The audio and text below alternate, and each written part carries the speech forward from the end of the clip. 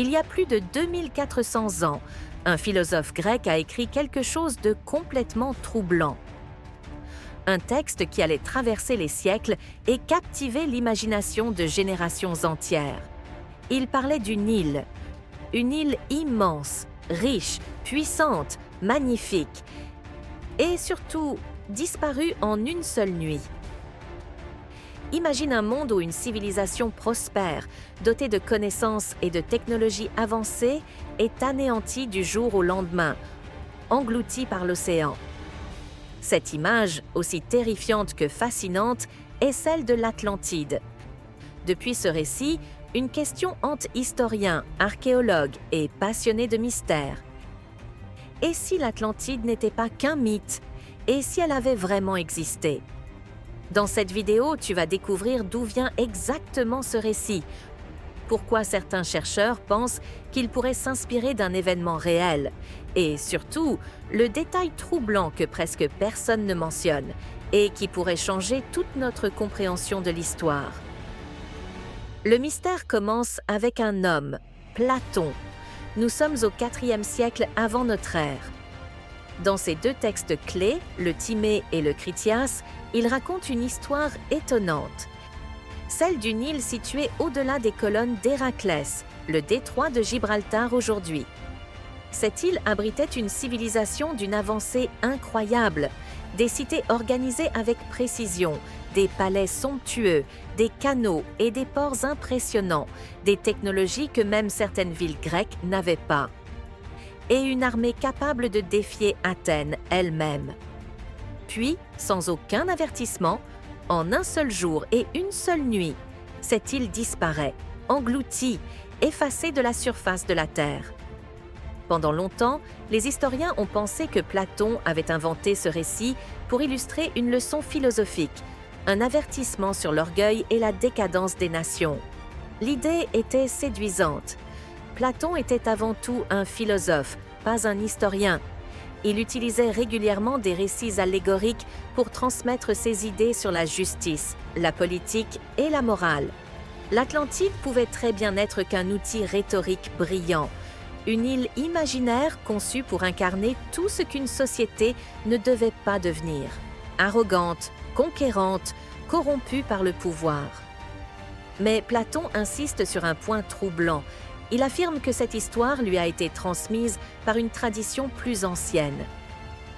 Le législateur athénien Solon aurait recueilli le récit lors de son voyage en Égypte, plusieurs siècles avant Platon. Des prêtres égyptiens lui auraient confié cette histoire comme un fait réel, ancré dans une mémoire collective bien plus vieille que la Grèce elle-même. Pourquoi prendre autant de précautions pour signaler ces sources si tout était inventé? Pourquoi construire une chaîne de transmission aussi précise, des prêtres égyptiens à Solon, de Solon à Platon, si l'objectif était simplement de raconter une fable? Certains chercheurs pensent qu'il s'agirait d'un souvenir réel, d'un événement ancien transformé pour servir un propos philosophique, un noyau de vérité historique enveloppé dans une leçon morale. Et c'est exactement ici que l'histoire devient fascinante. Acrotyrie, un Pompéi de l'âge du bronze. Au XXe siècle, des archéologues découvrent quelque chose d'exceptionnel dans la mer Égée, sur l'île de Santorini. À première vue, rien de spectaculaire. Une île volcanique comme tant d'autres, en forme de croissant, perdue dans la mer Égée. Mais sous ces cendres volcaniques, une ville entière, parfaitement conservée, comme un Pompéi de l'âge du bronze. Cette cité s'appelle Acrotyrie, et ces découvertes allaient relancer le débat sur l'Atlantide de manière spectaculaire. Cette cité minoenne était d'une sophistication étonnante pour son époque. Des maisons sur 3 étages, construites en pierre et en bois, avec des escaliers intérieurs et des balcons. Des fresques colorées représentant la nature, les animaux, des cérémonies religieuses. Certaines sont si réalistes qu'on a l'impression de regarder des photographies de l'époque, des rues pavées et des systèmes de drainage sophistiqués pour évacuer l'eau et maintenir la ville propre. Tout cela, il y a plus de 3500 ans. Imagine un instant, une civilisation capable de gérer l'eau, l'architecture et l'urbanisme de cette manière, bien avant l'ère classique grecque. Les maisons disposées autour de places centrales, les canaux qui traversent la ville, certaines structures cérémonielles, tout laisse penser que ces habitants vivaient dans un système complexe et organisé, presque une civilisation avancée, dans le sens que Platon décrit. Certains éléments rappellent étonnamment ce que Platon évoque pour l'Atlantide: canaux, ports, bâtiments monumentaux. Le lien est troublant, même s'il n'est pas parfait. Akrotiri a été figée dans le temps par une éruption volcanique gigantesque, vers 1600 avant notre ère. Cette explosion a recouvert la cité, la protégeant comme un coffre-fort pour les archéologues du XXIe siècle. Ces couches de cendres permettent aujourd'hui de reconstruire avec précision la vie quotidienne de cette civilisation. Ce qu'ils mangeaient, comment ils vivaient, comment ils organisaient leur espace. Un instantané figé dans le temps, d'une précision presque troublante. Certains scientifiques pensent que cette catastrophe pourrait être à l'origine du mythe de l'Atlantide. Une civilisation qui disparaît du jour au lendemain, un événement d'une telle ampleur qu'il aurait traversé les siècles par la tradition orale, jusqu'à ce que Platon en écrive le récit. Pourtant, tout n'est pas aussi simple. Platon situe l'Atlantide au-delà du détroit de Gibraltar, pas dans la mer Égée. La civilisation minoenne, bien que puissante et avancée, n'est pas exactement Athènes. Et aucune preuve directe ne confirme qu'une île entière ait été engloutie. Malgré tout, certains détails continuent d'intriguer profondément. Certaines fresques d'Akrotiri représentent des vagues gigantesques, des vagues si immenses qu'elles ressemblent à des tsunamis.